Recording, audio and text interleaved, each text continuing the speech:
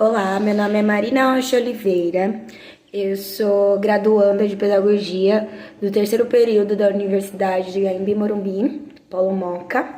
Eu também já sou graduada em Letras, Licenciatura Portuguesa e Inglês, e venho trabalhando na área da educação já há 6 anos. Então, eu tenho alguma experiência desde o ensino infantil até o ensino médio. Hoje em dia eu atuo como professora de inglês titular numa escola no bairro da Moca e vim compartilhar com você um pouco das minhas experiências, um pouco da minha relação com esse processo de alfabetização no ensino fundamental 1, puxando também algumas referências do ensino da língua inglesa, da importância da leitura, da adquisição de vocabulário. Então, a minha videoaula e a minha explicação vai ser sobre esse tópico. Espero que vocês gostem, que vocês aproveitem. Após a videoaula, eu também vou preparar um podcast falando sobre o impacto da pandemia do Covid-19 no processo da leitura na educação infantil e no ensino fundamental 1.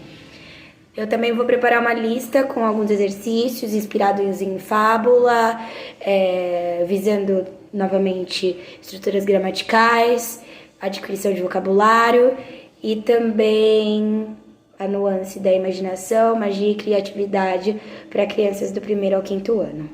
Muito obrigada por assistirem a minha aula, espero que vocês gostem. Eu vou demonstrar um pouco de um plano de aula que eu considero que funcionaria para as séries dos primeiros anos até os 5º anos, dependendo da dinâmica, dos diferentes contextos, mas eu acho que eu aplicaria mais para as séries iniciais do ensino fundamental 1. Eu começaria a aula propondo um momento de roda.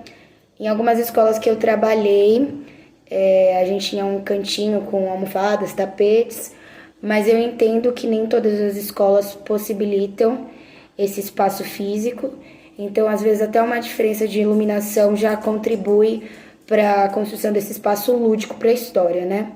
Então eu começaria com a hora da roda, saudando os alunos, perguntando como eles estavam se sentindo, como foi o dia. Como eu sou educadora bilíngue, nós chamamos esse momento de How are you feeling today? Em português, como você está se sentindo hoje? Dependendo da idade deles, se nós estivermos falando aí de crianças do 1º aninho até o 3º, pela minha experiência, eles gostam muito de ouvir uma música que represente esse momento, como eu disse anteriormente, já criando toda essa ludicidade do ambiente. Ok, então eu vou demonstrar agora como eu faria essa parte da leitura numa sala de 1º a 3º ano.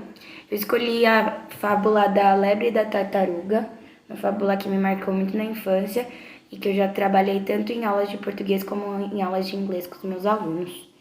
Acho que é uma fábula bem legal. Então, eu começaria a aula, como eu disse anteriormente, com a hora do círculo, talvez uma música, faria um aquecimento perguntando como eles estão se sentindo, e aí começaria a introduzir a fábula. Talvez, se eu tivesse acesso a alguns fantoches ou alguns props, eu usaria para representar os personagens, ou até mesmo com mais tempo faria pintura a dedo na mãozinha das crianças para elas poderem representar junto comigo a história. Ou também usaria essa técnica do livro ilustrado, com uma ilustração bem bonita, passando durante a roda. Começaria explicando que uma fábula é uma história, uma narrativa, com personagens animais que agem como seres humanos e que no final a gente sempre tem o que a gente chama de moral da história, que é um ensinamento. Aí algo pra gente aprender.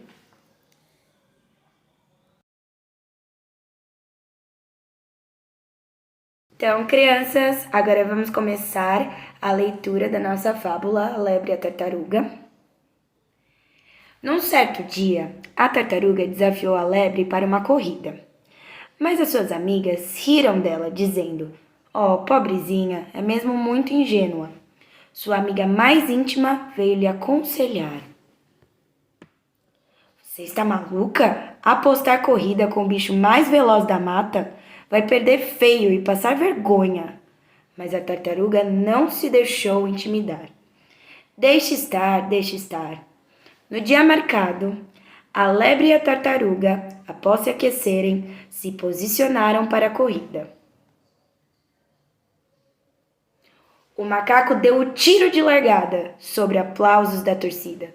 Começou a corrida de século. Em menos de um minuto, a lebre já havia ganhado tanta distância da tartaruga que resolveu tirar uma soneca. Ah, aquela tartaruga tola vai demorar uma vida inteira para chegar até aqui. Vou aproveitar para descansar.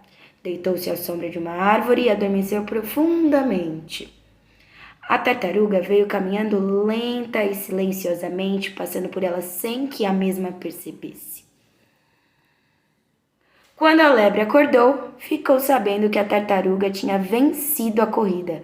Ficou inconformada, mas teve de aceitar a realidade. Moral da história: quem segue devagar com constância sempre chega na frente.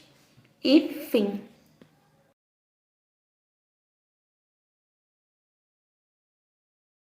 Final do momento da leitura, eu iria propor uma roda de conversa para me certificar que as crianças entenderam a fábula, entenderam os personagens, entenderam a ordem cronológica dos eventos e, por fim, por se tratar de uma fábula, o que é a moral da história. Também conversaria sobre valores como perseverança, paciência. Eu iria propor algumas linhas de pensamento como: por que a tartaruga desafiaria a lebre para uma corrida? O que ela tem a ganhar com isso? Então, esse é um momento de reflexão de valores, ideias, confirmação do entendimento de toda a parte que incentiva memorização, criação de história, criatividade e assim por diante.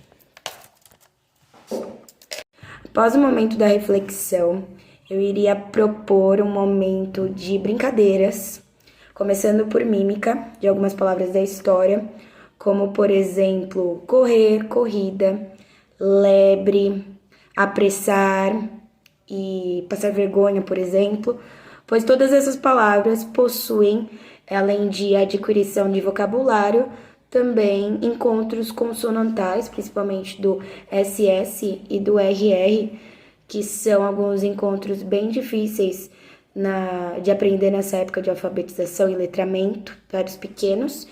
Então, depois desse jogo de mímica, que além de muito divertido, possibilitaria que eles estivessem mais desinibidos para falar e praticar, eu iria propor um trava-língua, por exemplo, falar 3 vezes bem rápido: lebre, apressar e corrida.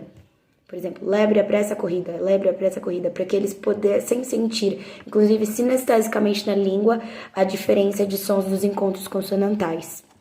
Por fim, terminaria todo esse momento de início da roda, leitura, jogos, trava-língua, com alguns exercícios escritos, poderia ser proveniente de um material didático ou até mesmo de exercícios que o professor, no caso eu, a professora, montasse de acordo com as especificidades de cada turma. No meu caso, como eu estou dando essa demonstração de aula online, eu vou deixar esses exercícios aqui embaixo no meu blog, com perguntas e respostas, depois elas já respondidas com o gabarito, demonstrando como eu trabalharia isso em sala de aula. Nesse blog, como eu disse no começo, também vou colocar um podcast sobre os impactos que a leitura na educação infantil e ensino fundamental 1 sofreram com o avanço da pandemia do Covid-19. Bem, essa é a minha demonstração, espero que tenham gostado, agradeço pela oportunidade de poder finalizar o curso com um projeto tão querido e especial e aguardo feedback. Muito obrigada, boa noite.